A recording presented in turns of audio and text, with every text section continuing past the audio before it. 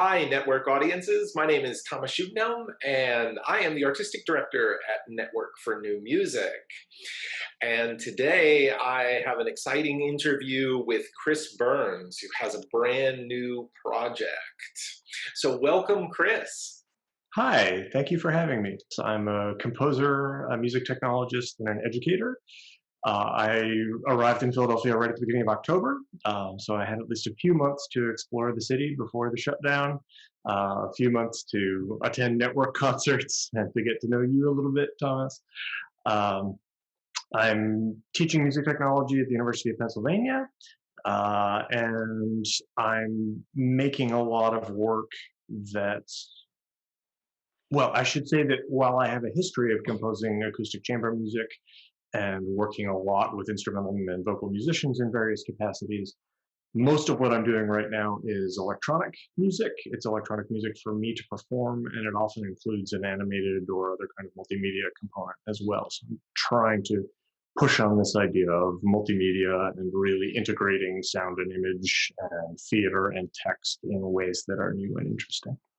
And you have a new recording out with David Collins and Peter J. Woods. I was wondering if you could tell us what that is and tell us a little bit more about this, please. Great. So this is a trio called Bridges of Königsberg. It's a homage to the famous math problem that Leonard Euler proposed.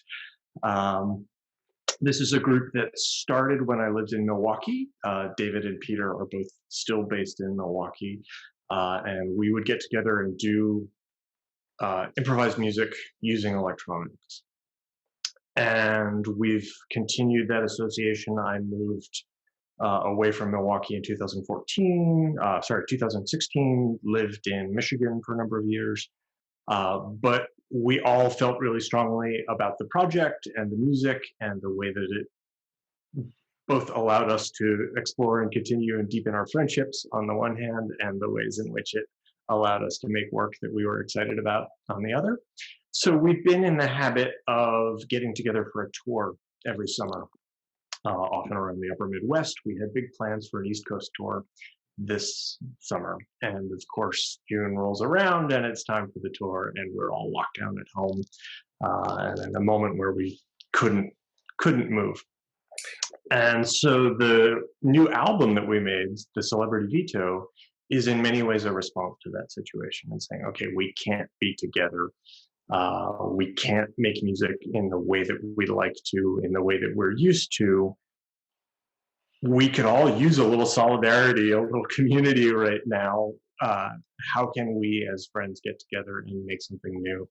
And so the Celebrity Veto is our really our response to this moment, working in new and different ways in order to be in a moment where we couldn't be working together in a room. So, Chris, you said that you're teaching technology and you're composing, and you mentioned you get together for performing and improvisation. So, I'm wondering, could you just tell us a little bit about the technology you used to create this album? Sure. Each of us brings our own set of materials to the table. So David, for instance, is really interested in analog modular synthesis. These large pieces of equipment where cables in spaghetti all over the place, connecting different components in various idiosyncratic ways. So that's an element that he's using extensively throughout the recording. Peter is somebody who's incredibly creative just using a contact microphone. He's got a rig of pedals that he uses and wires up in idiosyncratic ways, relatively low tech, but highly creative uses of these simple technologies. He plays electric violin, he plays mandolin, all kinds of sound collage comes from his contributions to the project. He's kind of all over the map. I mostly work with a laptop, and I'm writing software, which I can then control to get very particular kinds of configurations of sound and music that are interesting to me.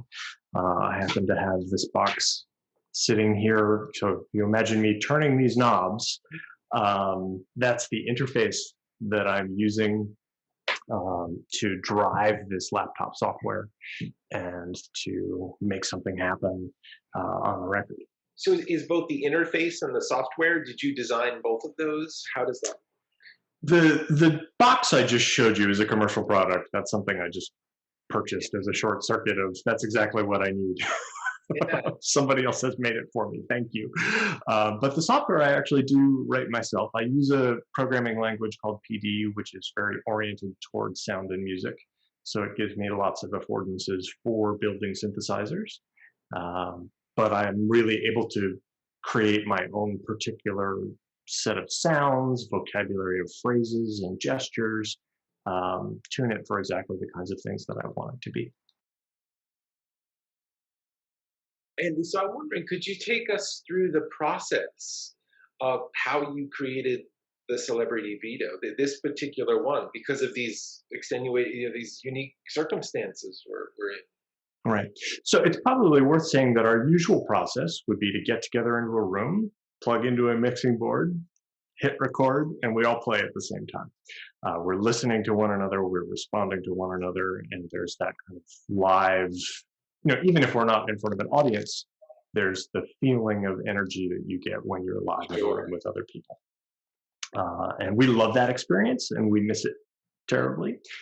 It was really obvious that we couldn't have that experience this time around. And so rather than try to simulate it, we decided to go the other direction and to say, okay, if we can't do that, what could we do instead that would challenge us in new ways, that would produce a new kind of music that wouldn't feel like a cheap simulation of live performance, but would rather be something new? So we really leaned into the studio recording aspect of this, and the kinds of manipulations of tracks and using reverb, using echo, using all the different studio technologies that ordinarily we mostly ignore, play heavily into this album. It's a much more produced album in that sense than the usual thing that we do. But we also set up a scenario where, for instance, I create a track, record it, and then mail it to Peter. And then Peter makes a corresponding response to that, mixes it together, and mails it to David. And then David hears that and adds something to it, and so on. Was it rather consistent in that way, or does every track vary about who starts? And We went through all the different combinations and permutations of that. yeah. We are a math geek band, and so Right. we really worked out how many combinations there were Excellent. for each of the different strategies that we were using and tried to do it in every way. So David is the source for a third of the material. Peter is the source for a third of the material. I'm the source for a third of the material. But we also then added particular strategies. So sometimes you just hear what they were doing and respond. Sometimes I would get a track from Peter and then I would remix that. And it would be up to unrecognizable in terms of how I had altered and collaged and reshaped the material that Peter sent me. Fascinating. So ordinarily we might be very respectful of one another's material. It's always, well, Peter does Peter's thing and David does David's thing, and I just need to listen and play along. Here, there's a much more hands-on manipulation of all the different possibilities. Now, I'm just wondering if you could, as difficult as it might be, could you characterize the style of this music for us? And also, Chris, I'm very interested, and I think our audiences would be really interested too, in some of your influences. Sure. The style is challenging here. We deliberately integrate a bunch of things that we ordinarily don't think of as going together with one another. So there's a strong noise influence, a kind of DIY electronic post-punk influence that comes into this music. There's also a strong influence from various flavors of dance music, I would say particularly techno, something that plays out in certain ways. You'll hear things that aren't maybe dance beats as you'd understand them, but resemble that in certain ways. And so that's another stream. And then there's certainly also a stream of classic avant-garde and experimental work. I'm steeped in Stockhausen and John Cage and Eliane Radic and other composers of that ilk, people coming out of the classical tradition and in electronic music. It's probably also worth saying that David is a very accomplished jazz musician, and so he speaks a bunch of improvisational languages. You won't hear him play tenor saxophone in Bridges of Königsberg, at least not so far, but that works in as well. So there's a really wide range of influences. I don't want to claim that Bridges of Königsberg is singular, but I don't necessarily have a great genre descriptor for what we do. It's kind of off the map in an interesting way. Yeah, well, I think one of the real standout tracks for me is Phil Rage's, Hmm. which I think brings together all of those elements that you were just describing. I mean, in terms of it being a really complex overlapping of ostinati, and then it moves into those kind of grinding beats at the end that it almost feels like it's climactic there at the end. Could you just give us some insight maybe into either that or just the overall uh, components as they contribute to a larger whole? I think we're all interested in um, complex experiences and experiences where maybe there's a little bit too information happening at a time. In this project in particular, there's much more use of cut and paste and even looping than typically appears in Bridges of Königsberg. But I think all three of us were playing with that in ways that speak to our interest, not in simplifying and fitting onto the grid, but rather in exploding the rhythmic universe and opening up a wider range of possibilities.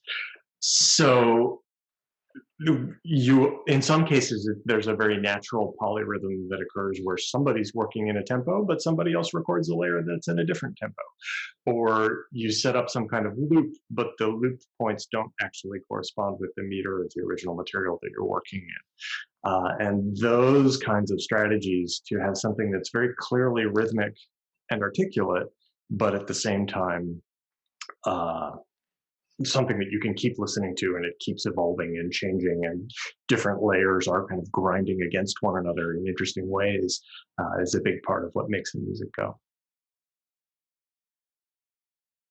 I really liked too the beat patterning in Yes, I also have Photoshop, which I felt was really interesting. And you had mentioned too about this whole idea of noise, but I certainly think there's an element of melody in that. I mean, I hear that from like the tick tock ending there into this song that emerges from this.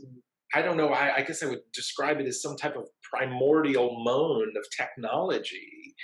But Mhm. I do feel a strong melodic element of it, and also in May We, I think that pitch content there is melodic.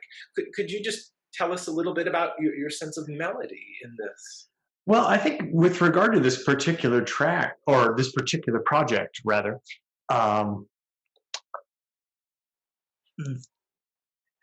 there was a way in which I think we were challenging one another to be more melodic, to be, again, it's that do things that you wouldn't ordinarily do and provoke one another to explore new regions and new possibilities. And it's not that there hasn't been melody in Bridges of Königsberg before, but for instance, a track like Jouissance Maybe, um,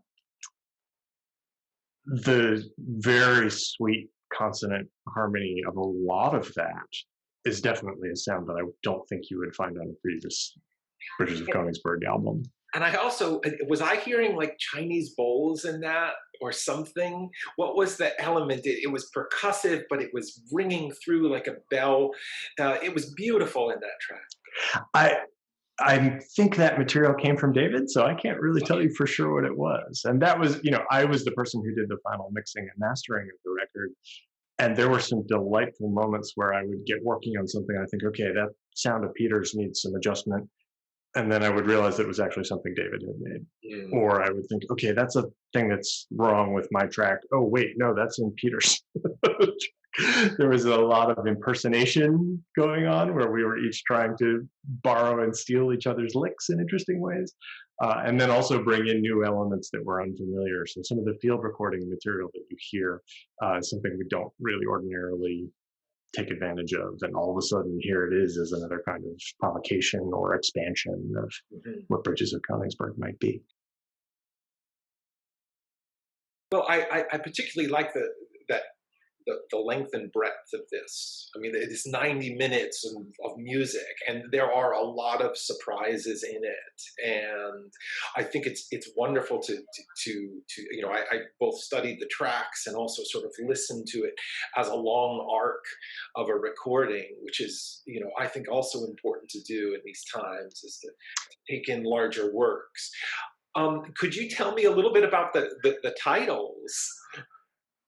Sure. Maybe even first, let me just say that the temporality of the record, I think, definitely reflects the temporality of the pandemic and the ways in which time feels very distorted and stretched for many of us right now. Previous records are often 30 or 35 minutes long, and suddenly we ended up with this, in some ways, sprawling experience. Things are slower on this album. Things are more spacious. That definitely reflects the way that we're all feeling right now, and I think speaks to this moment that we're in. The titles are fun. You know, when you go on tour with other musicians, you've probably had this experience. You start speaking a private language, you develop a shared language of code, very quick ways of pointing at experiences that you've had together and the weird little moments that invariably come up on tour. And so we've often used that language as track titles in the past. And this time, of course, we don't have that experience. So what I did instead was work through all the email threads that we had produced along the way of setting the ground rules for the project and sharing material with one another, and just looking for resonant phrases and things which seemed like they might be that private language, even as they're not necessarily coming from a tour experience in the same way. So that's where the titles come from. I think some of them are really resonant as phrases and do speak to the music in interesting ways. So I would invite listeners to think about what you think they mean, but I'm going to decline to explain in detail where any track title comes from. So my last question is really a two-part question for you. When you can get back together and play as a trio, will you play tracks from this, or do you see this as a longer, maybe concert piece? That's sort of my first part of my question. And the second is, you know, as best as you can, what are your plans for the future, and you know, when might we expect a tour? Yeah, well, our habit is to improvise on stage rather than try to recreate material that we've recorded previously, and I think that will be true in the future as well. So I don't think we'll appear on stage and say, okay, tag yourself by microphone is our next song, Right. and go from there. But I am really interested to see how this experience of making music that we literally couldn't perform live will then influence what we do when we can perform live. And knowing David and knowing Peter, I feel fairly confident that we're going to come out the other side of this a different group than we went in. And I don't know how that's going to play out yet. I'm really excited to find out. And I'm sure it's something we'll talk about to some extent, but also something that we'll just discover through the process of improvising. So that's an exciting thing to look forward to. In terms of when that might happen, as you know, it's really difficult to say when touring is going to feel safe and appropriate and when audiences will be comfortable coming out. Certainly the way we tour is extremely low rent. There's not a lot of social distancing involved in that. So it may be something that we have to put off for a while. If you're packing the three of us into a car and having us sleep on floors and couches together, that's how a Bridges of Königsberg tour works. So I don't know when that will happen. I feel certain that it will happen because we love making music together. We love sharing that experience. We love celebrating our friendship in that way. So it's a matter of when, not if, but the when is challenging to say. In the meantime, my next task now is to take the software that I wrote for this project, the instruments that I've been building, and develop a set of solo material with that. I was talking earlier about being interested in multimedia and animation, and so that's now the component to bring in and to create so that I can be building experiences of that kind. So that's something I want to work on in the short term. And then, if we can't tour for a very long period of time, then maybe we continue in this mode. And I don't think it'll be called the Celebrity Veto 2, but some kind of sequel to this project. We'll see. Well, thanks, Chris. It's been really good to talk to you, and I'd encourage everyone to check out the Bridges of Königsberg and the new album, the Celebrity Veto. So thank you so much, Christopher Burns, and I look forward to being able to see you again sometime soon and hear your new work. Thank you. I'm really glad to be able to share this with your audience. I hope folks enjoyed listening to the record, and I'm grateful for the really thoughtful questions. It's been lovely to talk with you. Thanks, Chris. Thank you.